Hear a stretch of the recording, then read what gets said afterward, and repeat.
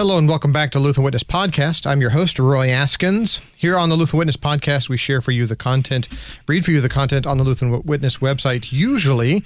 However, today we have some special guests. Before we dig into that, however, we want to give a thanks and a shout out to our podcast partners, KFUO, Christ for You, anytime, anywhere, kfuo.org. Check them out over there on their website, kfuo.org. We are currently sitting in their studios with a couple of wonderful guests today to discuss archaeology. First, we have Stacy Egger, a staff writer here at the Lutheran Witness. How are you doing, Stacy? Doing great. And she's been working with our next guest, the Reverend Dr. David Adams, professor of exegetical theology, and the W. G. Ray and Louis J.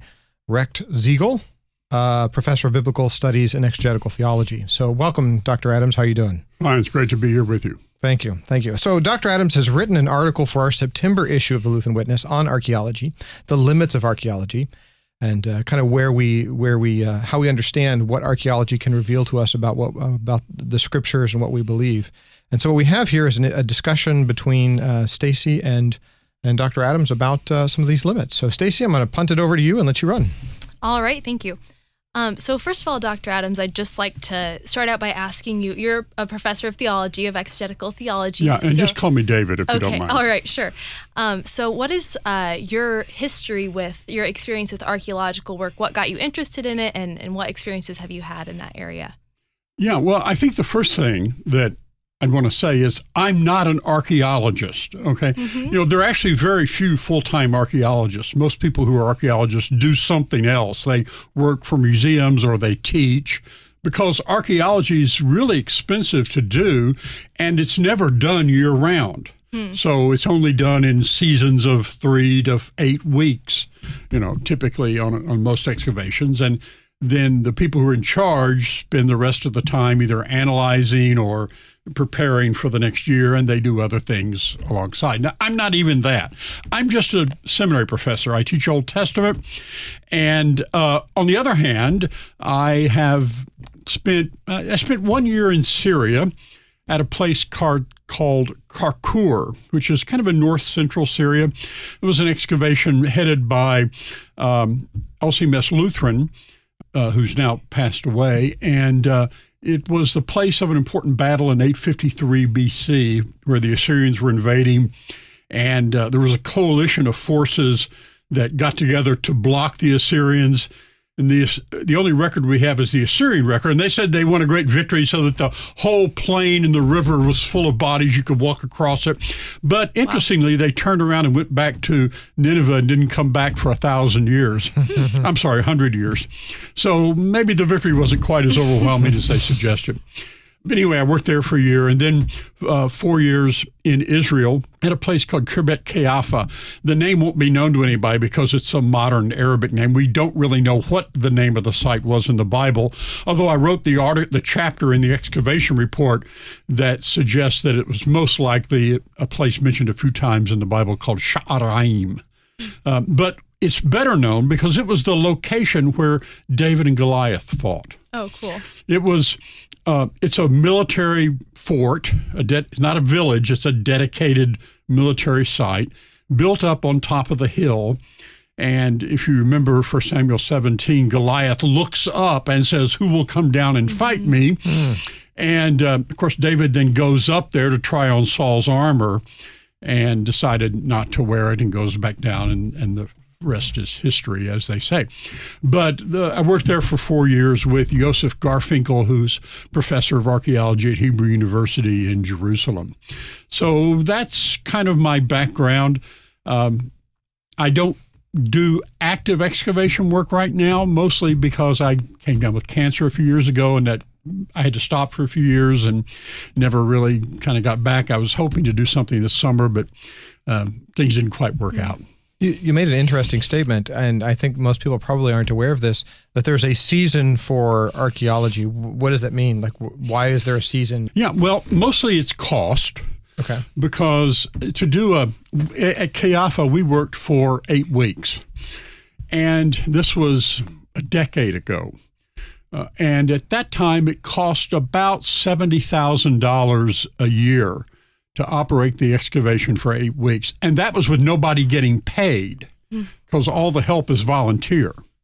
So between the equipment and everything necessary to keep it in operation, I mean, you have to have tools, you have to have porta potties, you have to have food, provide food for people, for 100-something people in our case. So it's very expensive. And archaeology is very time-consuming. It's very, very slow work. It's not construction work, it's deconstruction work. You're tearing things apart, right? And you're doing it usually with a spoon or a trowel or a brush. So it's very slow, tedious work. And in Israel, it's mostly done in the summer. It can be done in the winter. Winter's the rainy season there. So it's nice in that it's cooler, but it's also the rainy season, and so it's not the best time to be crawling around in the dirt. So we talk in archaeological circles about seasons. You work X number of seasons at a particular place. And typically, again, the season runs from 3 to 8 weeks. Some places only work every other year because of the cost, but it's almost always a cost factor. They could work longer or work more regularly. Sometimes they'll have what we call a split season, where they'll do 3 weeks, maybe in the late spring, and then 3 weeks in the fall. It all depends on, if say an American school is helping to fund the excavation along with an Israeli school, then maybe the academic schedules are different, and so they try to work things out that way. So there are a lot of variations on the theme, but basically it's a kind of fixed season, not quite like football season, but along those lines, or baseball season, I suppose I should say here in St. Louis. But along those lines, you prepare all year for the active part, and that's the way archaeology works. Very cool. So you use the term biblical archaeology, and you mentioned in your article that it hasn't actually been around for all that long. So what exactly is biblical archaeology, and what's some of the history of that field? Yeah. Most people would say that the modern science of archaeology, at least as it relates to the Bible, begins about 1798 when Napoleon invades Egypt. Now, there were actually some excavation things done earlier in Italy in the classical world, maybe in the 1830s. I'm sorry. No, that was later, obviously, in 1798. But Napoleon went, and the reason Napoleon is usually cited as a starting point is when he took his army to Egypt, he also took along about more than 150 scholars. And some of them were in scientific fields that were useful to military, but others were language specialists and artists and engineers and people who knew architecture. And Napoleon wanted to study the land that they were conquering, which was going to be Egypt. So they actually produced ultimately, I think it was about a 12-volume work on the results of the studies that they did. It wasn't an ongoing, consistent effort. It was a one-time shot that they were there for a couple of years and then spent multiple years analyzing and working on what they had found. But that was really the beginning of archaeology in the lands of the Bible. And even though there was no systematic ongoing effort, it shortly began thereafter. So we usually call that the starting point, although there was certainly an interest in the biblical lands and things before that, going all the way back to pretty much the earliest time. So as Christianity spread westward in the first few centuries of the church's existence among Gentiles, there weren't as it moved west, the people who were becoming Christians didn't know anything about the lands of the East, and they were interested. And in those days, it was still possible to travel, especially after Christianity became a legal religion in the Roman Empire. It was easier to be public about being a Christian and to travel and see things if you weren't, from Israel or the East already. But the first person to really make a name for doing that was the mother of the emperor Constantine, who made Christianity a legal religion, known to us today as St. Helena. And she traveled and was very interested, as was Constantine, in the lands of the Bible. And Helena went around trying to identify places where things had happened in the Bible. And she's credited with discovering all sorts of things like the true cross, and she's actually credited with identifying the location where the Church of the Holy Sepulchre is today, and also the Church of the Nativity in Bethlehem. Now, there was already a church, certainly in Jerusalem on that site. It had been replaced by a Roman temple because the Romans had wanted to stamp out Christianity, so they had put one of their temples there. And but the Christians still knew where the site was. And so Helena then had the pagan temple cleared off and began what is still today the Church of the Holy Sepulchre. So has modern science kind of confirmed some of the things, modern archaeology, I should say, confirmed some of the things that she discovered? Well, as it relates to the Church of the Holy Sepulchre, I think the answer is probably yes.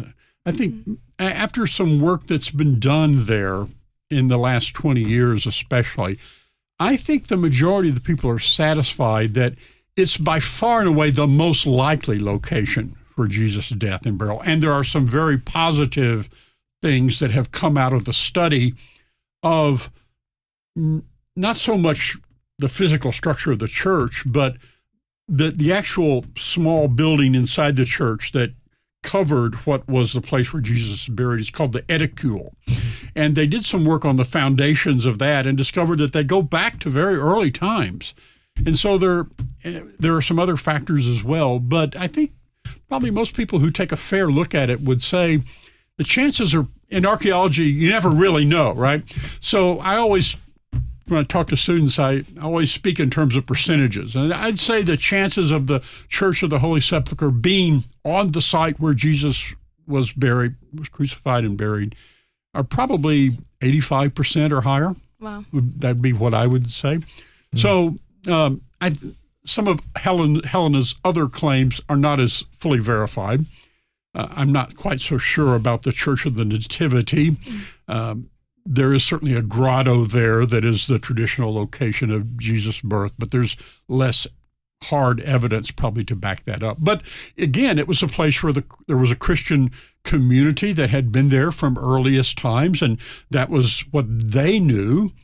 And we're only talking about a couple of centuries at that point after the time of Christ. So, there's at the very least, a continuous tradition. I wouldn't claim that it's right, but there's not a lot of evidence that it's wrong either. So anyway, after those early years, when the Muslims invaded and conquered Palestine in the 7th century, the 600s AD, that pretty much brought an end to Christians traveling. Legal conditions changed from time to time depending on who was the ruler. Sometimes it was easier for Christians to travel, sometimes harder. At one point, one of the Muslim rulers had the Church of the Holy Nativity destroyed. It had to be rebuilt because he wanted to stamp out Christianity. But in the Middle Ages, it became more possible again. The Crusades certainly opened up the door for that. And so we tend to refer to that as the age of pilgrimage. And so there were a lot of things said, written, and done, a lot of places identified. By the way, I should have mentioned back in the 4th century, the church father Eusebius of Caesarea, who wrote one of the very earliest church history works, also wrote a book called the Onomasticon, which is a list of names of places mentioned in the Bible. And he indicates where they were or where he understood them to be. So I forget, over 1,000 names. Wow. Most and not all of them have been identified today. But that's still a useful resource for archaeologists. They look at it. They don't always believe it, but they always look at it when it comes to identifying a site. So after the age of pilgrimage, in the Middle Ages, we start to get what we describe as the age of explorers. As Europe kind of became more engaged in the Middle East, kind of as a spin-off of the pilgrimage thing, you get a lot more people who wanted to see the Holy Land. And by the way, there was an interesting gap there at the time of the Reformation. After the Reformation, everybody lost interest in the Holy Land.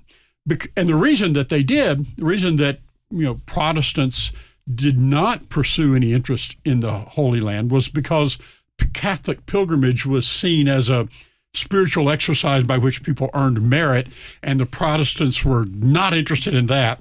So that kind of brought an end to a century or so of people traveling to the Holy Land. But gradually the interest emerged again. So, for example, we know Mark Twain's book, Innocents Abroad, right, which is the story of Mark. Well, I don't know how much is true.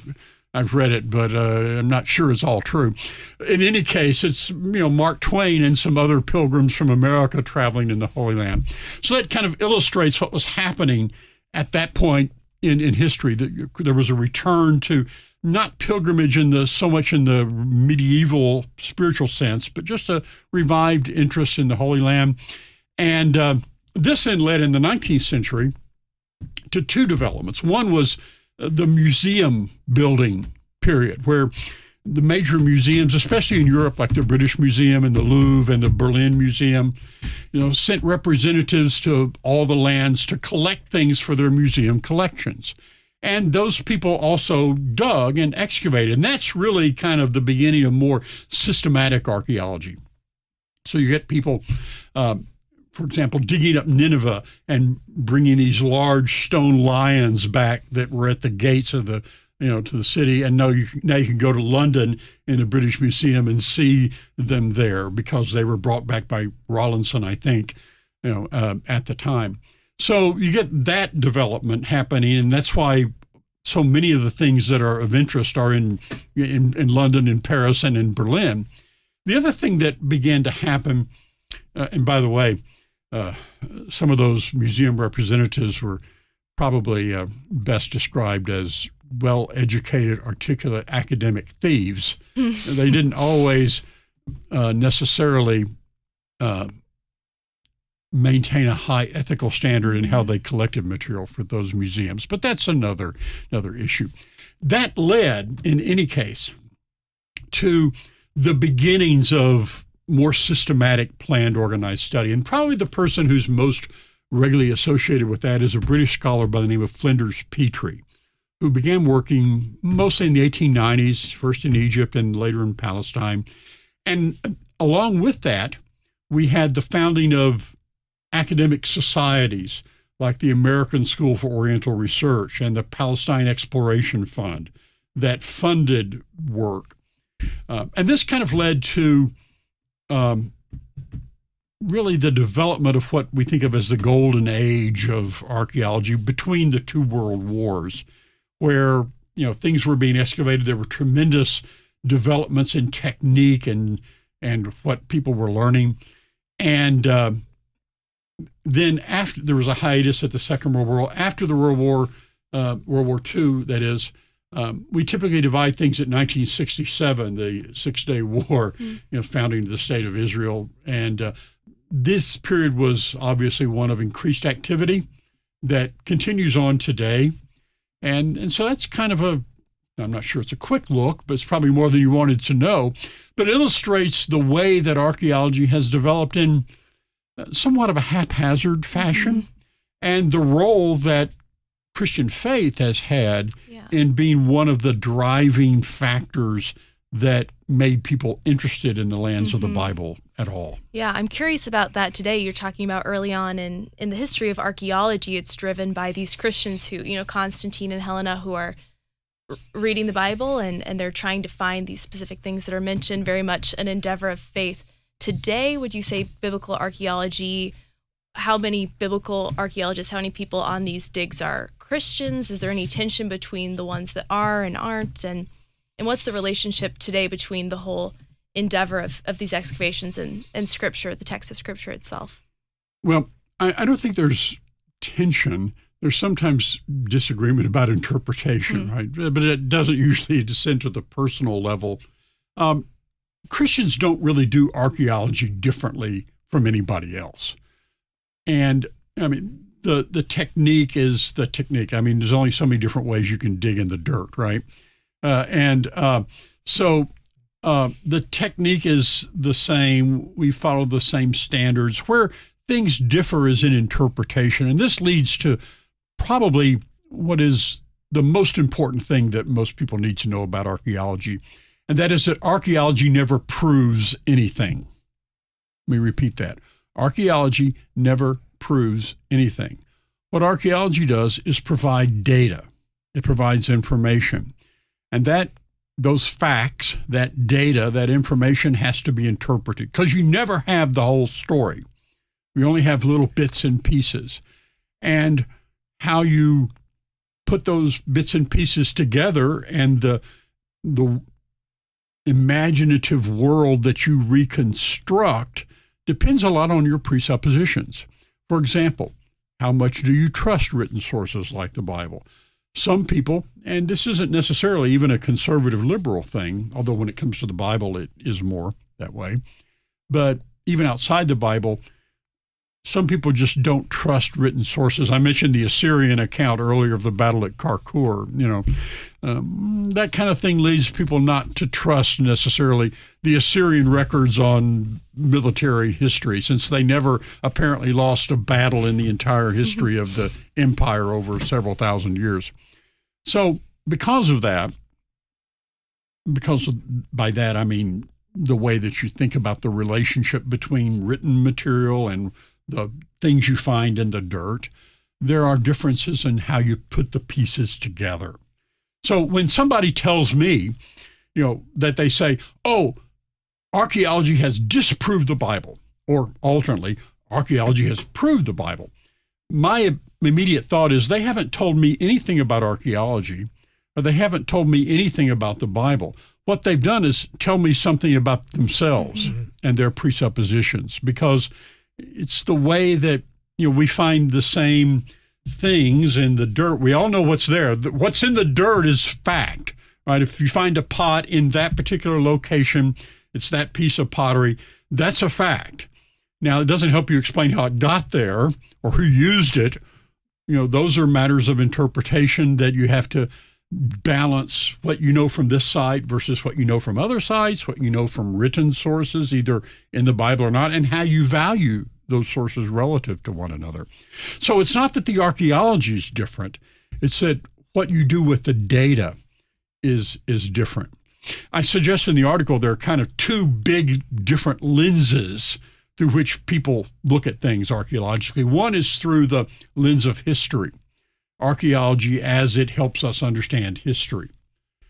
And that's kind of the older way of thinking about things. The way that has kind of come to dominate things in the last 50 years, in academia anyway, is viewing archaeology through the lens of anthropology and related fields like sociology, economics, and so forth. So it's, and Christians probably tend, at least Christians who aren't involved in archaeology, probably tend to think in terms of viewing it through the lens of history. What does this, does it, and particularly kind of the apologetics of history, does this prove or disprove something? And that's not the way most archaeologists actually think about archaeology. They're thinking, what can I learn about this people and the way they lived and how their society functioned and what who they traded with and what they ate and where they went to the bathroom and what kind of lives that they led. And sometimes big events of history come into it, but for most archaeologists, it's not so much about answering questions about the big events of history. It's about just understanding the world and the people that lived at that time in that place. So, and by the way, that's not a concern that Christians don't share. Archaeologists who are Christians share that too, because that's one of the most important things we can learn from archaeology, about the world of the Bible. What was it really like? How did people really live? What did they really think? What did they know and what did they not know? And how did what they know about the world not only differ from what we know, but also how did it shape the way they interpreted events and the way that they behaved and their faith? So all of those things are things we can learn from archaeology to a degree. And there are some things that are enlightening and maybe surprising. For example, at a place called Arad in the south of Israel, it was a fortress rebuilt. There was actually a town there, but a fortified town rebuilt by Rehoboam right after the split between the northern and the southern kingdom after Solomon's death. And they were afraid of invasion from Egypt. And the Bible tells us that, by the way. Archaeology doesn't have to tell us that. But this confirms it because he built up the fortress. We can see the fortress was built up at that time. So it fits the biblical picture. But interestingly, there was a temple there. Now, there shouldn't have been a temple there, right? If you're an Orthodox Old Testament believer, there's only one temple. But there was a temple there. And there's some evidence to suggest that in that temple, they not only worshiped the God of Israel, they also worshiped the goddess Asherah as the wife of Yahweh. Now, some Christians react negatively to that because that's not Orthodox Old Testament faith. But if you read the Old Testament fairly carefully, you might realize that not everybody at that time was necessarily all that Orthodox and faithful. And so maybe here, assuming that we're right about that temple at Arad, being a place where the syncretistic worship occurred, that gives us a picture of the worship life of people. And this was right after Solomon's death, within a decade or two, probably. I mean, the place was occupied over a longer period of time, but that's when it would have, this particular part would have come to prominence. So we learn a lot of things that aren't history in the sense of big events, but are history in the sense of the way people actually lived at those times. And it helps to fill in gaps in the Bible, and also to help us read the Bible more accurately, because sometimes our modern presuppositions prevent us from reading the Bible, reading what's actually on the page correctly. Do you have an example of that? That'd be really interesting. Like where some sort of archaeological artifact has helped you say, oh, you know what, I'm not reading this passage of Scripture in the same way. It changed the way you understood a passage of Scripture. Me personally? Well, or just in general. I mean, if there's one you personally that you can think of, I know we didn't give you this one ahead of time. Well, I'll give you one from my own personal experience. I mentioned that I worked at the site that's associated with the battle between David and Goliath, right? Mm-hmm. And working there, really kind of opened my eyes to rereading that narrative. And for example, I never really thought about the fact that in the narrative, David goes up and tries on Saul's armor, right? Well, here's a fact for you. We know from archaeology, people didn't wear armor at that time. That is to say, people from the Middle East didn't wear armor. Who did wear armor were the Philistines and the people associated with that group we vaguely call the Sea Peoples who had invaded. The Philistines were one of the groups associated with these Sea Peoples known as the Peleshit. We get Peleshit, Philistine, Palestine. All those words are variations on the same word. But they came from the area to the north of Greece that we think of as the Balkans, in that area, and the eastern part of the Aegean region, maybe even parts of up northwestern Turkey. And they wore armor there. So so here's the thing, right? Saul had armor. He was the king, but he's probably the only one who had armor. Right? He had gotten it somehow. We don't know how. But the very fact that Saul had armor is significant. And the reason David didn't feel comfortable wearing it because nobody wore armor except, the very few people who would have had it. So that, and which got me to think, for example, about the whole fight between David and Goliath. It made me realize that from a military perspective, David had all the advantages in that fight. Really? Yeah. Well, when you think about it, Goliath... he's a big guy, so we give him a check on that side for size and strength, right? But he's wearing heavy armor. He's carrying a big shield, and his fighting weapon is a spear and a club. The spear was maybe 6 feet to 8 feet long at the most, so his effective combat range is 8 feet. David is lighter on his feet. He's not wearing armor. He's fast. He's younger and probably more nimble as well. And as long as he's not so stupid as to get within 8 feet, there is nothing that Goliath could do to hurt him. Right? So David was invincible to Goliath as long as he stayed 10 feet away. Right? And he had a weapon with an effective combat range of maybe 20 to 60 feet. if he was good, depending on how good he was with it.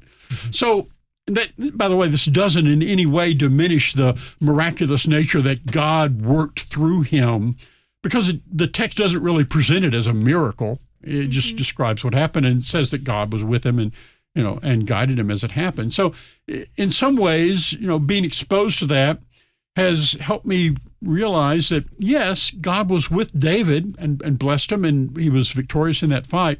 But on the other hand, it wasn't the kind of the Sunday school picture that you get either. This was a fight in which if David didn't do something stupid, he couldn't lose. He might not win it, but he couldn't lose it. All he had to do was use his speed, maneuverability to stay more than 10 feet away.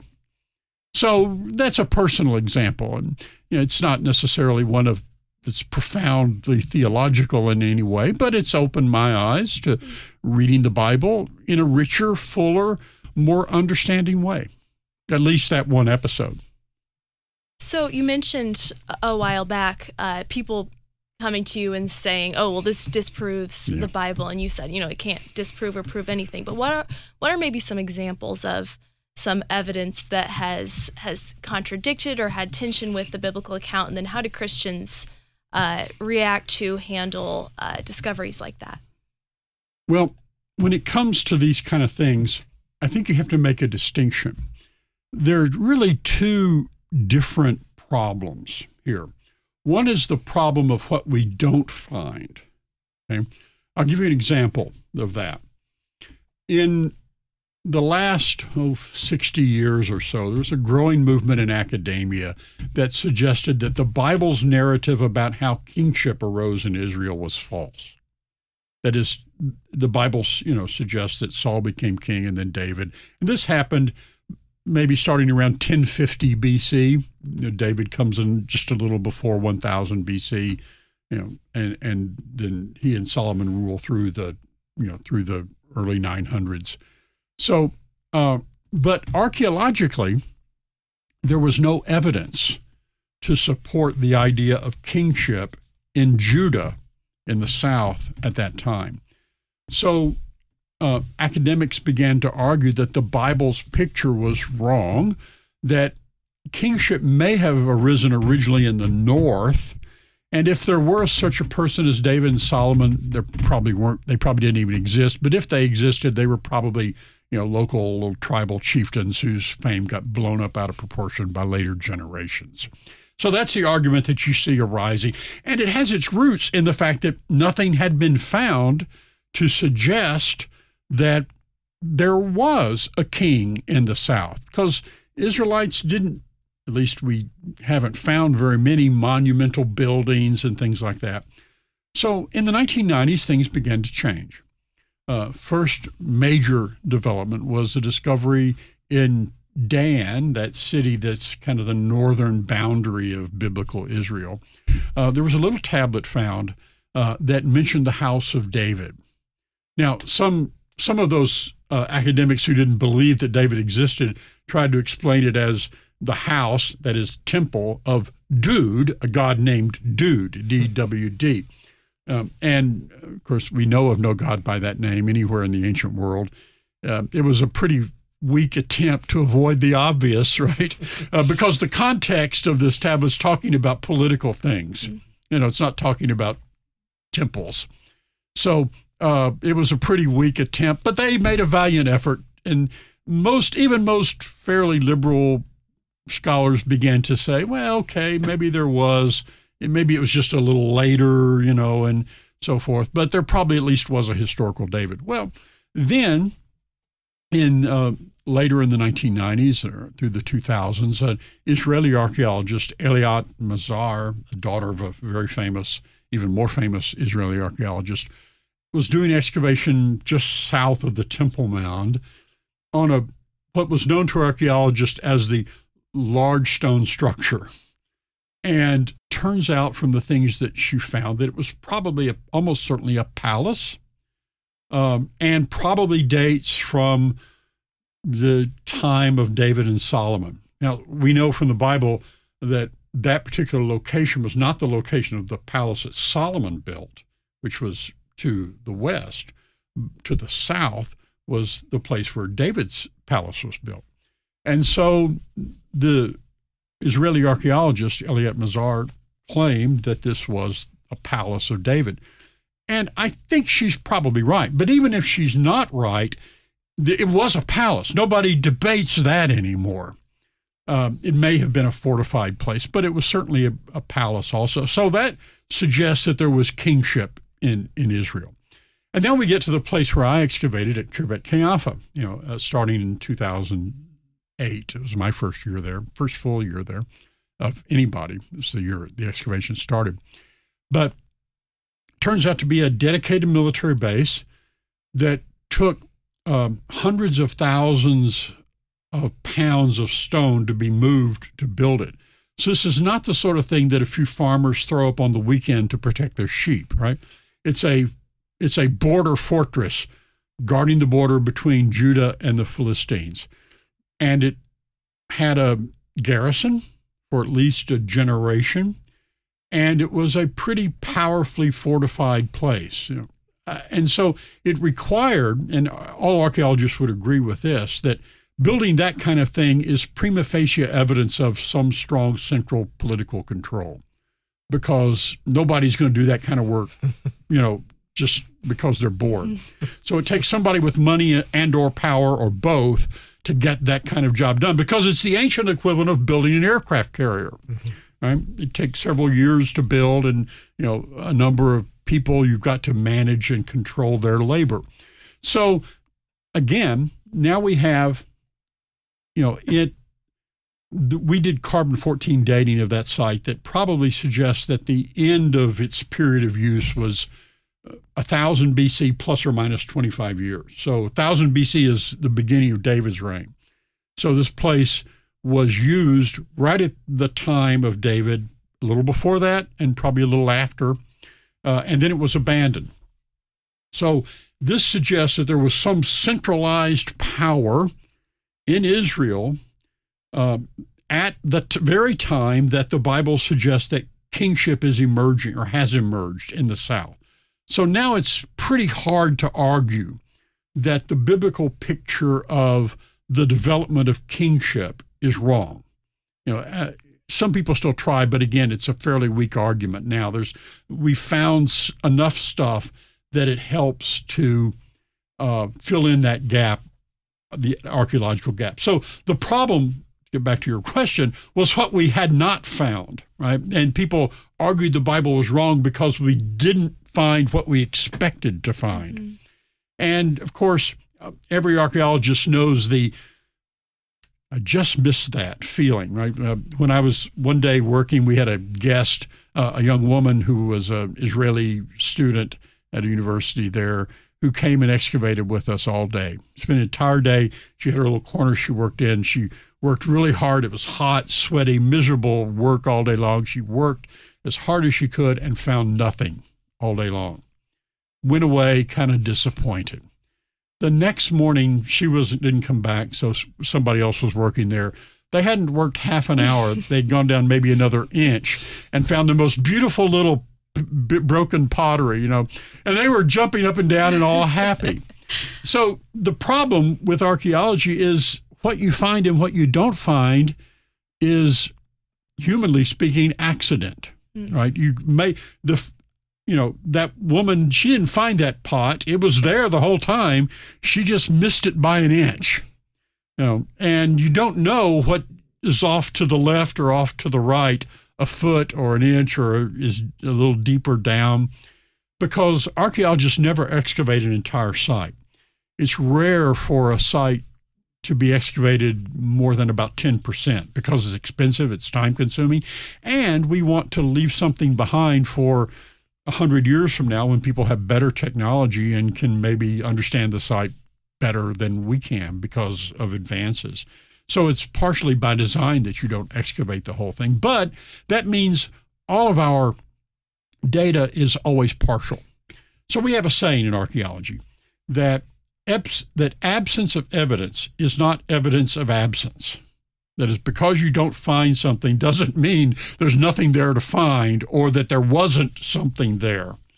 And that's important when it comes to this problem, because people often argue that the Bible's wrong because of lack of evidence to support it. And our response to that should always be to point out that in Israel, for example, probably, certainly less than 10% of 1%, a tenth of 1% of all the archaeological sites have been seriously excavated to any great degree. Yeah. So we're always working with very sparse data. And when you add that to the interpretive issue that I mentioned before, you just have to be very skeptical about what we don't find. Now, the other side of the coin are problems created by what we do find. And I'll give you just a quick example of that. About 10 years or so ago was an article about the discovery of a house in Thebes in Egypt. Thebes is in the south of Egypt. And this was significant because the house was designed like an Israeli house, like an Israelite house. In Israel, in most of the later biblical period after the time of David and Solomon, there was a very common style of house that we call a four-room house. Name's a little misleading because they'd always have four rooms. Today we tend to call them pillared houses. That style of architecture arose because they didn't have big trees in Israel, so they couldn't. You had to have pillars to support the roof if it was going to be more than about 6 or 8 feet wide, right? Because they didn't have structural steel, right? They were building with dirt and sticks and rocks are expensive. So mostly they were building with dirt and sticks. Rocks are expensive because it takes a lot of labor to move them around. So this guy found a house that he claimed to be was a four-room house in Thebes in the south of Egypt. And his argument was the Bible's wrong. The Israelites were not in the north of Egypt. They were in Thebes in the south of Egypt because he found one house that he thought was the same design as a Israelite house from 3 centuries later. And, at the time you look at it and you say, we don't really like to make big proclamations on the basis of one of anything. Archaeology is about the collective body of data, not just about one pot that you find most of the time. So that claim that he made that the Bible was wrong about where the Israelites lived, they didn't live in the land of Goshen, they lived down in Thebes, was really a pretty facially absurd claim, and it wasn't widely accepted. But it does illustrate the problem that we see. People make these claims based on data that they've interpreted a certain way and what they think of as the implications of that data. And often either the data turns out to be something else or it's been misinterpreted. Or, by the way, here's another thing you should know about archaeology. The most important thing you have to be an archaeologist besides money is an imagination. Because you find one little thing or maybe one wall, and you have to imagine what the whole thing looked like, right? So archaeologists are always doing imaginative reconstructions of things, and you need that because, again, we don't have the whole city. We just have the walls and some houses, and we have to think about what they look like, and we have some texts that help us along the way. But sometimes imagination can lead you down the wrong path too. So the most important thing an archaeologist needs is sometimes his biggest problem at the same time. So those are the two kinds of issues, things that we don't find that we think we ought to find, and things that we do find that we think we shouldn't have found. And again, it's what we do with that data, how we interpret it, that leads to the claims that people make, which, to get to the last part of your question, sort of how do we respond to that? I think the most important things that people need to know is you should always, whether the claims are things you want to hear or you don't want to hear, whether you think they're good or bad, you should approach them with an equal degree of skepticism. Because quite often in archaeology, things that turn out at the beginning to look one way end up looking a little differently when we find a little more. And so, my advice to everybody is take everything with a grain of salt, especially when the news first comes out, because 5 or 10 years from now, we'll have a much better picture of what this means after we've done some more work. But let's not get either over fearful or over enthusiastic one way or the other. It's good, but again, we don't want to make choices based on just one discovery. We want to build up a whole picture, and that takes time. And people make mistakes. Sometimes they make mistakes because they're frauds and charlatans, and they're just trying to get attention. That never happens on the internet, I know, but sometimes it happens in the world of theology. But it also happens because people are just over-enthusiastic. Not everybody who makes a mistake is a fraud or a charlatan. There are some of those, and they're best shunned and avoided. But, also there are just people who are really enthusiastic and really excited about what they found, and they get a little carried away. So caution is always probably the best advice for any kind of claim. Yeah. So your article is about the limits of archaeology, and we've talked a lot about those. We're never going to prove the Bible based on archaeology or disprove it. What are some of for Christians, let's say, what are the benefits of continuing to excavate and continuing to follow archaeology? Well, I mentioned one of them already, and that is just simply reading the Bible more accurately, reading it with more knowledge. Modern people, we look at the ancient world and we think, boy, those guys are really stupid. They didn't know that the earth revolved around the sun and the moon revolved around the earth in a Copernican sort of way, right? They had all sorts of weird ideas about the way the cosmos was structured. What stupid people were they, right? Well, that's true. They didn't know what we know about the world today. They didn't know about bacteria, for example, and things like that. But here's another truth. They know things about the world that we don't know. That is to say, the way they saw the world, understood the world, interpreted the world, was based on their observations of the world, and they're putting the pieces together that they could see. And a lot of that escapes us because we don't see it, or if we see it, we interpret it differently.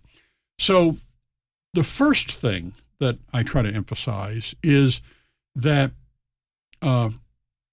archaeology helps us to understand the way they saw the world, which helps us to understand what they're talking about when they put their ideas in writing. So sometimes it's filling in historical details, but sometimes it's just understanding the way that language worked, the way that their world of thought worked. Give you a quick example. When Christians today read Genesis 1, the creation account, they think almost exclusively in terms of what it says about us, about humankind, about the material world, right? That's probably, whenever I teach Bible class on Genesis 1, those are the kind of questions that I get.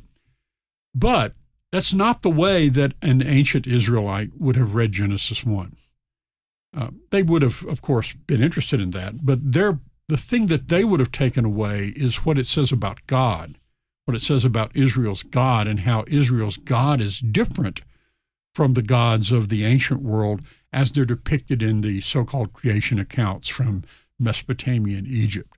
So what they understood, or what leapt off the, I sort of said leapt off the page, but they didn't have pages, what left off the scroll to them, actually I lied, because scrolls are not, you know how they make scrolls, right? They didn't just take like a potato peeler and peel the skin off a cow in one long continuous line to get a 40-foot piece of leather. Scrolls are sewn together pages. So they did actually have pages. They just didn't turn them. They just unrolled them. So, but what leapt off the scroll to them was what Genesis 1 says about the uniqueness of Israel's God. And that's an important, different way of reading Genesis 1. It doesn't negate the other. Doesn't mean that, the questions that we have are bad questions. But it does force us to ask questions that would not have occurred to us otherwise, that are really important for interpreting Genesis 1, and usually get missed in most Christian circles because we don't think the way they thought about the world. So we just don't think to ask those questions. Is there anything else on this topic that we didn't cover today that you'd like to add? Oh, yeah. How many more hours did you say we were going to go? I think I said one of them just a minute ago, and that's when it comes to assessing these things, the important thing is not rushing to judgment. And the modern world is not geared for patience, right? We're geared for instant data and, getting an answer to our questions. I go online. If I want to know, my wife and I were sitting at lunchtime watching something, and she raised a question of, what does this happen? And first thing I did was get out my phone, and 30 seconds later, I had the answer to the question. Here's what happened with this. And I didn't know it either. But that's the world that we live in. It doesn't train us to be patient. It trains us to be impatient. And when it comes to archaeology, that's a real problem. Because, again, it's this gradual accumulation of a body of knowledge about the world of the Bible that is what archaeology produces. And that takes time because it's slow motion work. And so whenever you hear something, whether it sounds good or whether it sounds bad, you shouldn't always kind of be cautious and not rush to judgment about it. And don't believe everything you hear, but also don't be afraid of what you hear. One of the things that strikes me, because I'm old, right? I'm the oldest guy here by about 600 years. And one of the things that I've noticed over the last 40 years or so is that Christians have become really afraid here in America. They have become uncertain. They lack confidence. It's not they lack faith, but they lack confidence in their faith. They feel like they need to boost it. They need something else outside to boost it. So the apologetic use of archaeology to kind of prove the Bible. I'm going to force you to believe the Bible's true, right? I'm going to make you believe it by proving it to you. That's not really a healthy Christian faith, right? What God says is, blessed are those who have not seen and yet believed. So, in a world where there are not only charlatans and fraudsters who pass out bad information, but there are academics who, because of their own presuppositions, are trying to find ways to bring the Bible into doubt. And there are those who are just overly enthusiastic and get excited and get carried away. And they don't mean ill, but they can do a lot of harm nonetheless. And by the way, this does lead to harm. If you make a claim that turns out to be false, that just raises the level of doubt even further, right? So it's a matter of responsibility not to make those kind of claims. But I think for Christians in the world today, one of the dangers about archaeology is that it kind of can lead us into that trap of feeling like, we're going to prove the Bible's true. We're going to make people believe. We should be witnessing to people not on the basis of, I can prove that David killed Goliath, which, by the way, I should say, nothing that we found at Kirbet Qeiyafa proves or disproves that David killed the Bible. Although I did bring back the stone that David used. The Bible says he picked up a stone that was there and used it in a sling. And I was there. I found a stone. I brought it back. The Bible says there was a stone there. I found a stone there that proves it's true. I brought the stone back. It's in my office. I'm not going to tell you where my office is at the seminary because somebody will break in and steal it. Occasionally, I take it to class and show people and say, this stone proves the story's true because the Bible said there was a stone there and I found one there. That's great. So, ultimately, the Christian faith is about believing the witness of God's word and particularly what it says about Jesus Christ and his death and resurrection, which archaeology can't prove, by the way. Can't prove that Jesus rose from the grave, can't disprove that he rose from the grave. And our love for Christ and our love for other people that we want to share what Jesus has done to them, that's what matters. Archaeology is useful. I happen to teach Hebrew, from time to time. That's useful too. Greek is useful. History is useful. All things are useful in growing, understanding the Christian faith. And archaeology has its place, and I love it. But it will never take the place of faith, and we should never try to use it to take the place of faith. Our boldness should not be, to our witness to Christ, should not be based on the fact that Professor Adams has the very rock that David used to kill Goliath in his office. It should be based in what we know about Christ based on our faith relationship with him, and the significance of his death and resurrection for us. So I think that's what I would say about archaeology. It has its place, but its limits are ironically not the limits of what it can produce. The ultimate limits, and I didn't say this in the article, I probably should have. Maybe it's not too late to go back and edit it and put it in. The ultimate limit of archaeology is that it can't replace faith. So maybe that's a good place to stop. Yeah. I think it's an excellent place to stop. Dr. Adams, thank you so much for joining us. I appreciate it, for driving all the way out here and joining us in the studio. It's great. I used to work in this building, Did you really? Yeah, I did. And I worked for KFUO. I was on the board for KFUO for a long time. And I worked at KFUO. I worked in this building on 2 different occasions, actually, for years at a time. So people used to know me here. Now I come and I have to sign in, and they're afraid I'm going to steal their rock from their office or something. I don't know. No, it's great to be here. Great to be with you. Thank you for having me, and I hope I can come back sometime. I'm sure we can work that out. Thank you, Stacy. Appreciate it. Absolutely. Thank you for all of you who are out there listening. Thank you for taking the time to listen to the Lutheran Witness podcast. If you are interested, and I'm sure this podcast has piqued your interest in archaeology, pick up your copy of the September issue of the Lutheran Witness. You can order that at cph.org/witness. Or you can learn more about the issue on our website, which is witness.lcms.org, where we will always help you learn to interpret the world from a Lutheran perspective.